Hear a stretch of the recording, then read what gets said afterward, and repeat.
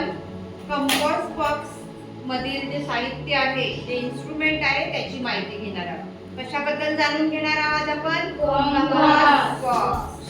तर हा आपला आहे कंपास बॉक्स. याला आपण उघडूया, बघूया याच्यामध्ये काय साहित्य आहे, काय इन्स्ट्रुमेंट्स आहेत.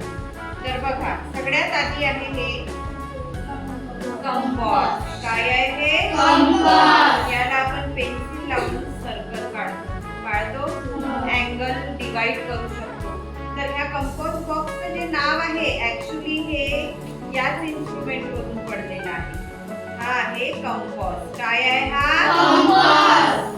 आता दुसरं जे इन्स्ट्रुमेंट आहे त्यामध्ये दोन्ही जे टोकं असतात ती या पद्धतीची असतात. याला म्हणतात डिवायडर. काय म्हणतात याला? डिवायडर.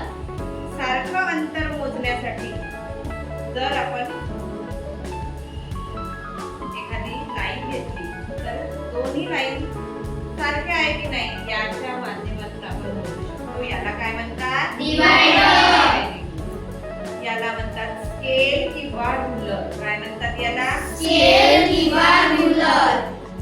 त्याच्यानंतरचं साहित्य आहे, इन्स्ट्रुमेंट आहे आपलं प्रोट्रॅक्टर. काय आहे हे? प्रोट्रॅक्टर. याच्याने आपण मोजतो अँगल्सचं मेजरमेंट. काय घेतो आपण याच्याने? अँगलचं मेजरमेंट.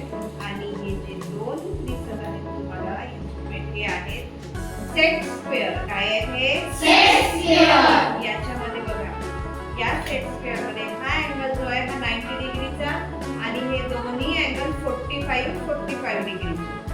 याच्यामध्ये हा जो अँगल आहे हा 90 डिग्रीचा, हा अँगल एक आहे 30 डिग्रीचा, एक अँगल आहे 60 डिग्रीचा.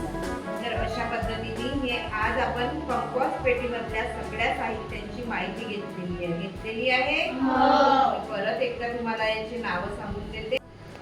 तर परत एकदा नावं सांगता आहे. प्रोट्रॅक्टर. काय आहे? प्रोट्रॅक्टर. त्याच्यानंतर हे दोन आहेत set square. Set square. Ruler किंवा स्केल. रूलर किंवा स्केल. कंपास. कंपास. आणि डिवायडर. डिवायडर. राहील लक्षात? सेट स्क्वेअर, प्रोट्रॅक्टर, स्केल किंवा रूलर.